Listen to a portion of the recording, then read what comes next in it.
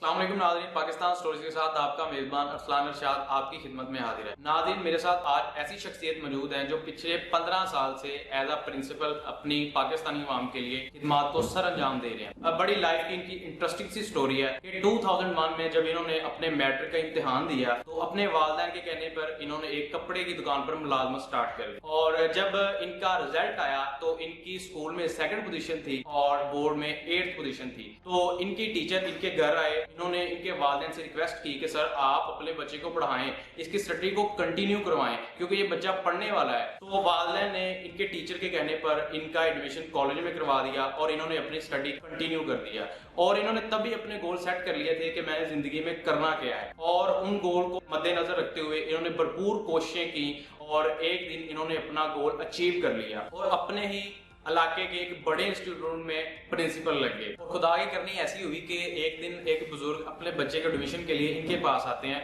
और बताते हैं कि सर जो आपके स्टाफ ने हमें फीसिस बताई हैं ये हम अफोर्ड नहीं कर सकते। बड़े ही गौर के साथ ये उनकी बातें सुनते रहे। जब उन्होंने अपनी बात को मुकम्मल कर लिया तो इन्होंने उनसे कहा कि क्या सर आप मुझे जानते हैं? तो उन्होंने कहा कि नहीं हम आपको नहीं जानते। बड़े ही प्यार से मुस्कुराकर इन्होंने जवाब दिया कि सर मैं वही लड़का हूं जो 2001 में आपकी शॉप पर एज अ एम्प्लॉय आया था। ये बातें सुनकर बुजुर्ग की आंखों में आंसू आ गए। इनकी लाइफ के बारे में इन्हीं की जुबानी जानेंगे और इनके साथ एजुकेशन के कुछ सवालात हैं जो हम इनसे करेंगे। मैं इस टाइम मौजूद हूँ पीरियड कॉलेज जड़ावाला के प्रिंसिपल मिस्टर काशिफ होंदल के साथ। तो आइए इन्हीं से जान।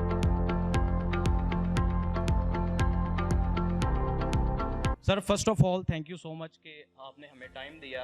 You have a lots of experience in educational. Sir आपको क्या लगता है कि पाकिस्तान को एजुकेशन के हवाले से सबसे बड़ा कौन सा चैलेंज दरपेश है? बिस्मिल्लाहिर्रहमानिर्रहीम। सबसे पहले पाकिस्तान स्टोरीज अरसलान आपका और आपकी पूरी टीम का शुक्रिया। आप लोगों ने पाकिस्तान के एजुकेशन सिस्टम में आने वाली प्रॉब्लम्स के ऊपर मुझे अपना नुक्ता नज़र पेश करने का मौका दिया। अरसलान, जहाँ पर पाकिस्तान के एजुकेशन सिस्टम में बहुत सारी बेहतरियाँ आ चुकी हैं लेकिन उसके साथ साथ अभी भी कुछ ऐसी प्रॉब्लम्स हैं जिनको हम ओवरकम नहीं कर सके। अभी भी हमें जो पाकिस्तान के एजुकेशन सिस्टम में सबसे बड़ी प्रॉब्लम फेस करना पड़ रही है वो ये है कि हमारा एजुकेशन सिस्टम जो है वो उस क्वालिटी का स्टूडेंट ही प्रोड्यूस नहीं कर रहा जो इंटरनेशनल चैलेंजेस को फेस कर सके। हमारे एजुकेशन सिस्टम में हुकूमती दावों के बावजूद अभी तक जो अमीर और गरीब का एजुकेशन सिस्टम था वो फर्क नहीं हो सका। आज भी एक जर्नैल का बेटा जर्नैल ही बनता है, आज भी एक ब्यूरोक्रेट का बेटा ब्यूरोक्रेट ही बनता है, आज भी एक डॉक्टर का बेटा डॉक्टर ही बनता है। एक गरीब का बच्चा जिस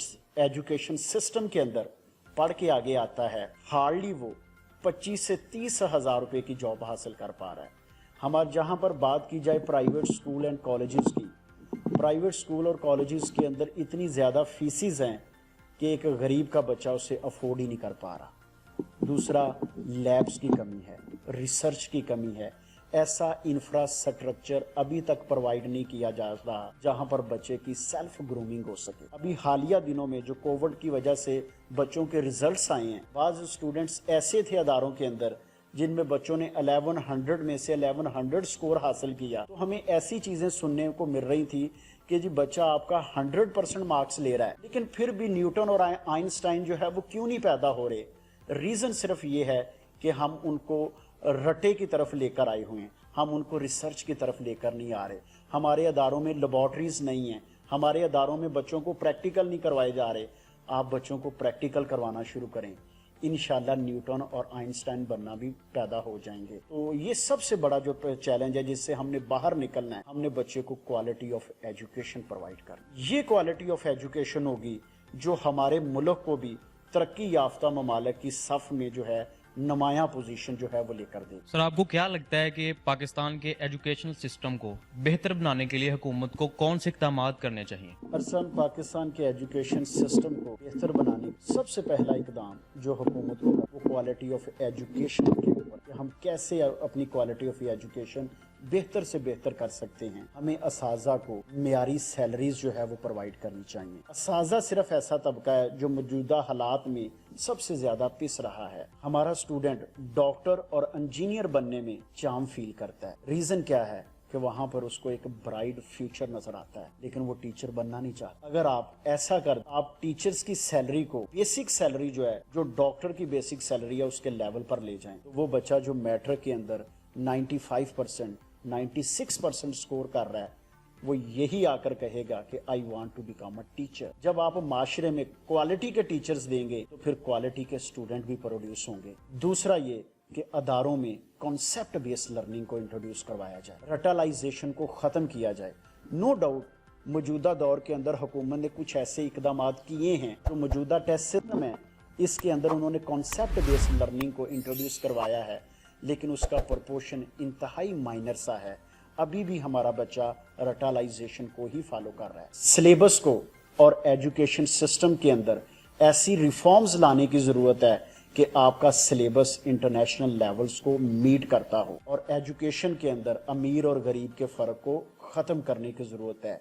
स्पेशली रूरल एरियाज़ के अंदर अगर बच्चियों के स्कूल मिडिल तक हैं तो बच्चियों को नॉर्मली 80% को मिडिल तक ही पढ़ाया जाता है। रूरल एरियाज़ के अंदर हमारी बच्चियों के ऊपर इतनी खसूसी तवज्जो नहीं दी जाती। अगर वहाँ पर स्कूलिंग मिडिल और मैट्रिक तक है तो उनको मिडिल और मैट्रिक तक ही पढ़ाया जाता है। अगर उनको किसी आला तालीम के लिए दूर दराज जगहों पर सफ़र करना पड़े तो पेरेंट्स वो अफोर्ड ही नहीं कर पाते।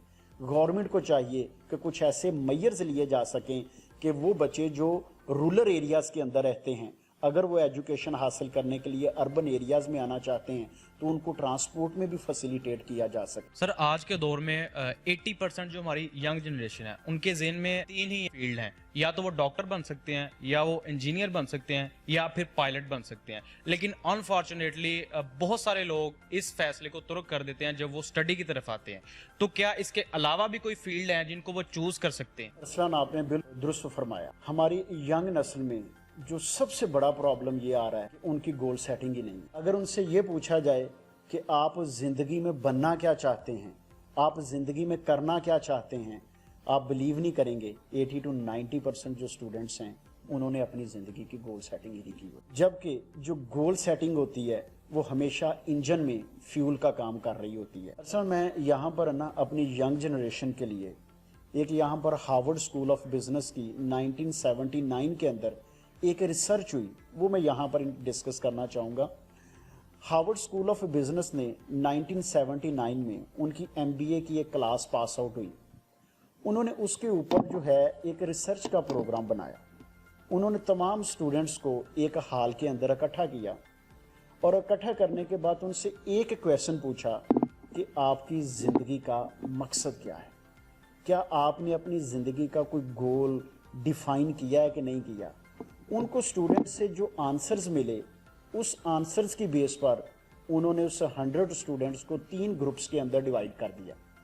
जो ग्रुप A था उसमें 84% स्टूडेंट थे, जो ग्रुप B था उसमें जो है वो 13% स्टूडेंट थे, और जो ग्रुप C था उसमें 3% स्टूडेंट थे। आप जानकर हैरान होंगे कि ग्रुप A जिसमें 84% स्टूडेंट थे, इनकी ज़िंदगी का कोई मकसद नहीं था। ये वो स्टूडेंट थे जो बादशाह तबीयत लोग थे, जो कहते थे जो होगा देखा जाएगा, जो किस्मत में लिखा होगा मिल जाएगा, अल्लाह करम करेगा, इस किस्म के उनके नज़रियात थे। लेकिन 13% स्टूडेंट ऐसे थे जिनकी ज़िंदगी के गोल थे, उनकी ज़िंदगी का कोई मकसद भी था। उन सभी के ज़हनों में अपने मकसद जो थे वो डिफाइन थे। लेकिन 3% स्टूडेंट ऐसे थे जिनकी ज़िंदगी का ना सिर्फ गोल था बल्कि वो गोल उन्होंने रिटर्न जो है वो डिफाइन किए हुए थे कि वो आने वाले 3 सालों में अपने आप को कहाँ पर देखना चाहते हैं, और उसके बाद आने वाले 5 से 7 सालों में अपने आप को कहाँ पर देखना चाहते हैं।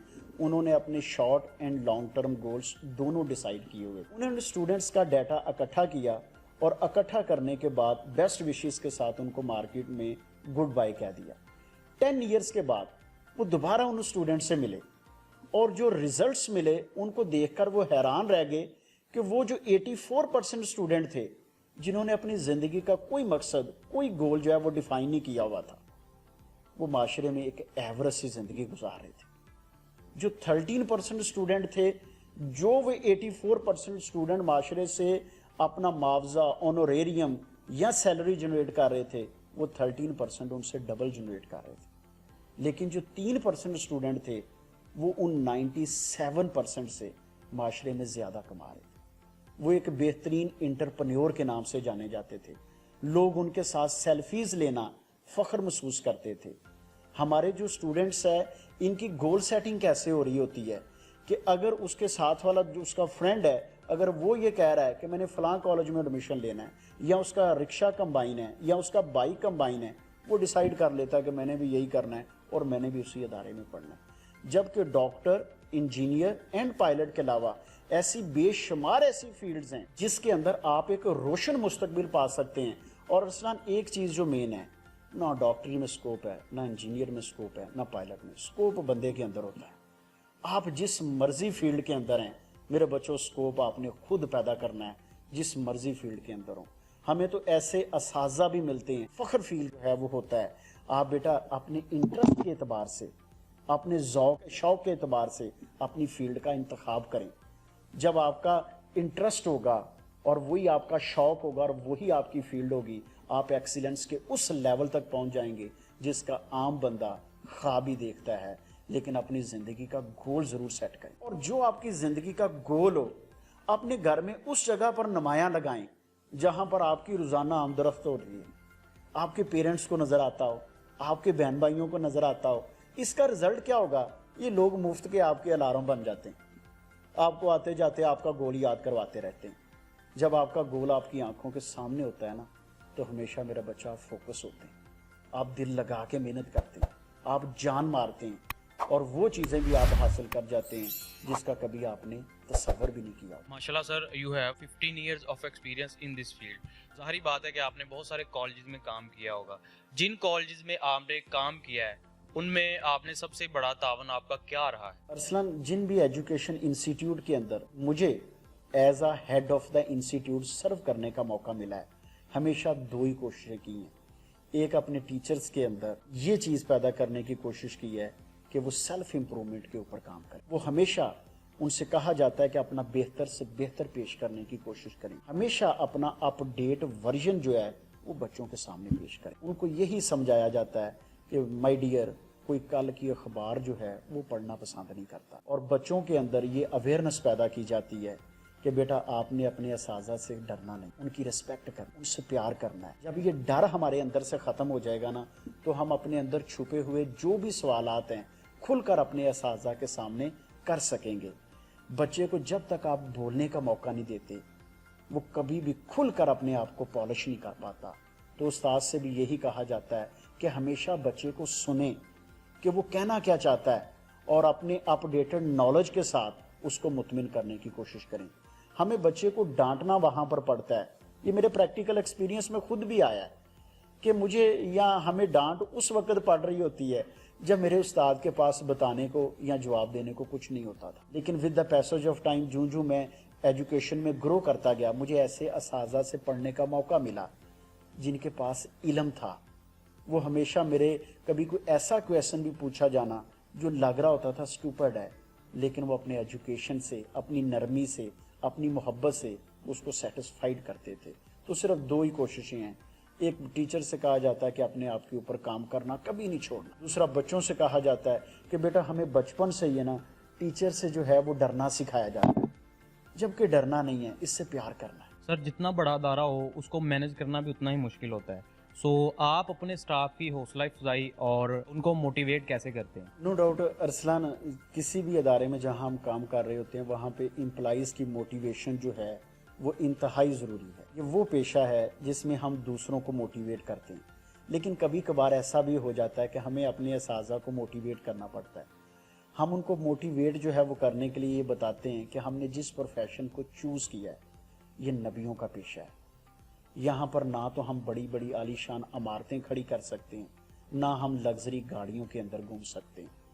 इनसे हमेशा यही कहा जाता है कि आप अपना मोटिवेशन लेवल जो है इंटरनल सोर्सेज के ऊपर। इंटरनल सोर्सेज क्या हैं कि आप इस कौम को जो है वो ग्रो कर रहे हैं। इस मुल्क की तरक्की के लिए आपका सबसे नुमायां रोल है। आने वाली नस्लें आपके हाथों में परवान चढ़ रही हैं। लेकिन अगर हमारा मोटिवेशन का सोर्स एक्सटर्नल आ जाता है, रियलाइज करवाया जाता है कि मुल्क की तरक्की आपके हाथों में है, ٹھیک ہے, اس ملک کا مستقبل جو ہے وہ آپ کے ہاتھوں میں پروان چڑھ رہا ہے. ٹھیک ہے, نو ڈاؤٹ ہم اساتذہ کو موٹیویٹ کرنے کے لیے دیگر انسینٹیوز بھی دیتے ہیں, ان کے اچھے جو ریزلٹس آتے ہیں, ان کے اچھے جو ہے کارکردگی کے اوپر ان کی حوصلہ افزائی بھی کی جاتی ہے, دیگر انعامات کی شیپ میں اسٹوڈنٹ کے سامنے اس کی ریکگنیشن کی جاتی ہے. تو every person required motivation, whether it may be external, whether it may be internal. Sir colleges کے حوالے سے والدین کو کیا کردار ادا کرنا چاہیے؟ کالجز کے حوالے سے والدین کے رول کو کسی صورت بھی نظر انداز نہیں کیا جا سکتا. ایک بچہ جو ہے وہ کالج میں پورے دن کا 20% ٹائم جو ہے وہ کالج میں سپینڈ کرتا ہے, جبکہ وہ 80% ٹائم جو ہے اپنے والدین کے ساتھ سپینڈ کرتا ہے. بہترین ادارے کے انتخاب کے لیے والدین کو چاہیے کہ اپنے بچوں کی رہنمائی فرمائیں. کبھی بھی ادارے کا انتخاب کرتے ہوئے والدین اس ادارے کے انفراسٹرکچر پر نہ جائیں. نو ڈاؤٹ انفراسٹرکچر بھی اہم رول ادا کرتا ہے, لیکن ساتھ ہی ساتھ وہاں پر ایجوکیشن, اساتذہ, لیبارٹریز, ریسرچ کا لیول کیا ہے, اس چیز میں اپنے بچوں کی ضرور رہنمائی فرمائیں. ہمارے والدین صرف تعلیمی اداروں میں فیسز ادا کرنا اپنی ذمہ داری سمجھتے ہیں. آپ یقین نہیں کریں گے 80% والدین ہمیں ایسے ملتے ہیں جو صرف ایڈمیشن کے وقت ہمیں وہ نظر آتے ہیں, جبکہ پورے 2 سال جو ہے وہ بچے کو فالو اپ نہیں کرتے.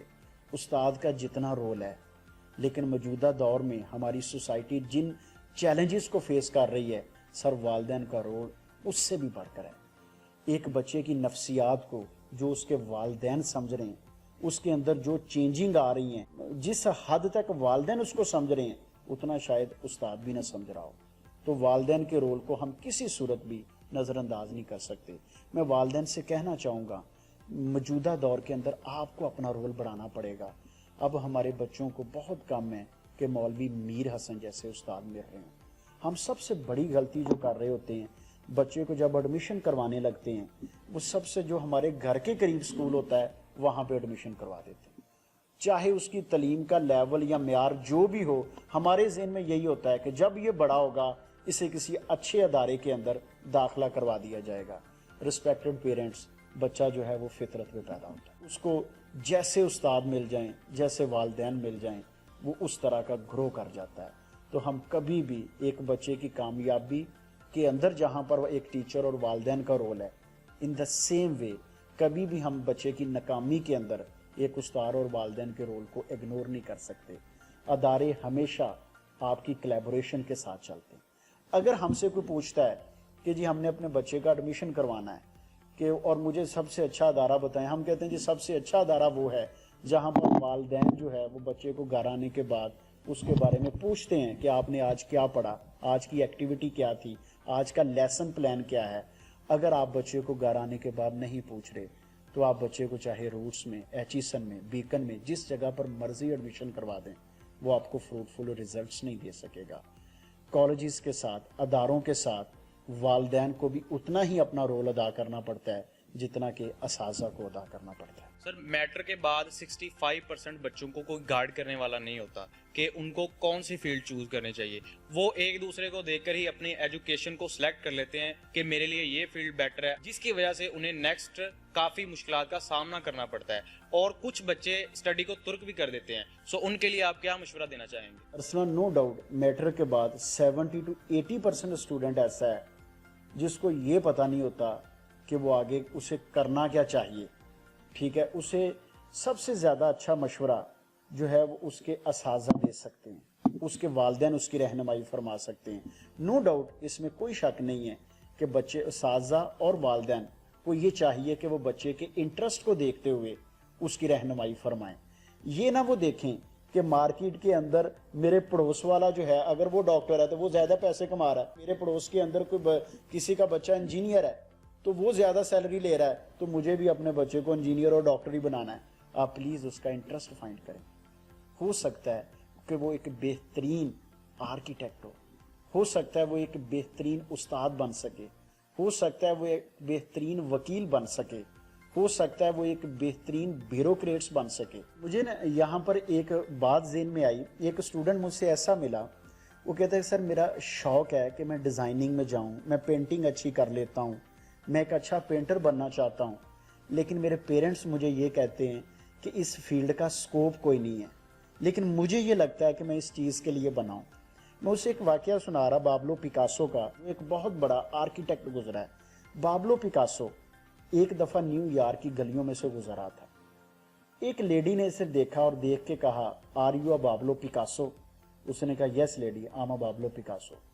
وہ باگی گئی اور ایک پیج لے کر آئی. اس نے کہا, sir please draw some thing for me. Pablo Picasso نے 30 سیکنڈ کے اندر اس لیڈی کا اسکیچ ڈرا کر کے اس کے ہاتھ میں دے دیا اور اس لیڈی سے کہا, the worth of this painting is ₹30 lakh. اس لیڈی نے وہ پینٹنگ لی, لیکن پابلو پیکاسو کی اس بات کو سیریس نہیں لیا. کچھ عرصے کے بعد اس نے اس پینٹنگ کو سیل کرنے کا پروگرام بنایا. جب وہ سیل کرنے کے لیے گئی تو اسے 30 لاکھ جو ہے وہ ڈالر مل رہے تھے. She was surprised. اور اس نے پابلو پیکاسو کی سرچ شروع کر دی, تلاش شروع کر دی. ایک ایگزیبیشن کے اندر اسے پابلو پیکاسو مل گئے. اس نے پابلو پیکاسو سے کہا, سر آپ نے پہچانا ہے, میں وہی لیڈی ہوں جس کا سکیچ آپ نے 30 سیکنڈ کے اندر ڈرا کر کے دیا تھا. سر واقعی اس پینٹنگ کی قیمت 30 لاکھ روپے ہے. پابلو پیکاسو کہتا ہے, لیڈی آئی نو, میں جانتا ہوں کہ اس کی قیمت جو ہے وہ 30 لاکھ روپے ہے. وہ کہتی, سر پلیز آپ مجھے بھی 30 سیکنڈ کے اندر 30 لاکھ والی پینٹنگ بنانا سکھا دیں. وہ کہتا, بیٹی جو پینٹنگ میں نے 30 سیکنڈ کے اندر بنائی ہے اس کو بنانے کے اندر مجھے 30 سال کی ایفرٹ لگی ہے. بتانے کا اس واقعے کا یہاں پہ صرف پرپز یہ ہے کہ اگر آپ پینٹنگ میں بھی ہیں, آپ ایکسیلنس کے اس لیول پر پہنچ جائیں جہاں پر بہت کم لوگ رہ جاتے ہیں. اگر آپ وکیل بننا چاہتے ہیں تو آپ کو شریف الدین پیر زادہ صاحب جیسے, ٹھیک ہے, اعتزاز احسن جیسے وکلا کو جو ہے وہ آپ دیکھیں. اگر آپ scope in shape of cash ہی ڈھونڈ رہے ہیں تو آپ کی ہر فیلڈ کے اندر ایسے لوگ مل جائیں گے جو ایکسیلنس کے اس لیول کو چھو رہے ہیں کہ وہ مارکیٹ کے اندر معاوضے کی اگر آپ صورت میں صرف اس کی کامیابی دیکھ رہے ہیں تو وہ بھی ایسے بے شمار لوگ مل جائیں گے جو اعلیٰ اور بہترین معاوضہ کما رہے ہیں. لہٰذا کسی صورت بھی موجودہ اسٹوڈنٹس کو یہ پیغام ہے کہ آپ اپنی ایجوکیشن کو ترک نہ کریں. اللہ تعالیٰ قرآن پاک میں فرماتا ہے, ٹھیک ہے, کبھی بھی اے محمد صلی اللہ علیہ وآلہ وسلم ان لوگوں کو بتا دیں کہ جاننے والے اور نہ جاننے والے برابر نہیں ہوتے. اسلام نے جتنا تعلیم کے اوپر زور دیا ہے, محمد عربی صلی اللہ علیہ وآلہ وسلم کا فرمان ہے کہ علم حاصل کرو, خواہ تمہیں چین ہی کیوں نہ جانا پڑے. پھر ایک جگہ پر آپ فرماتے ہیں کہ ماں کی گود سے لے کر قبر تک علم حاصل کرو. پھر ایک جگہ پر آپ فرماتے ہیں ہر نماز کے بعد یہ دعا مانگتا ہوں, رب زدنی علما, اے اللہ میرے علم میں اضافہ فرما دے. بیٹا کسی صورت بھی آپ تعلیم کو ترک نہ کریں. اس ملک کو آپ کی ضرورت ہے, آپ کے خاندان کو آپ کی ضرورت ہے.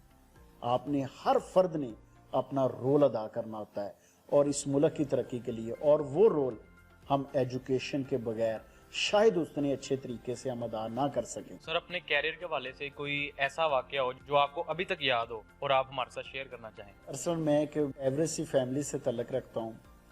مجھے یاد ہے کہ جب یہ 2001 میں نے میٹرک کے ایگزام دیے تو میٹرک کے امتحان کے بعد میرے پیرنٹس نے مجھ سے یہ کہا کہ آپ کوئی کام سیکھ لیں, کسی شاپ کے اوپر جا کر کوئی ٹریننگ لے لیں.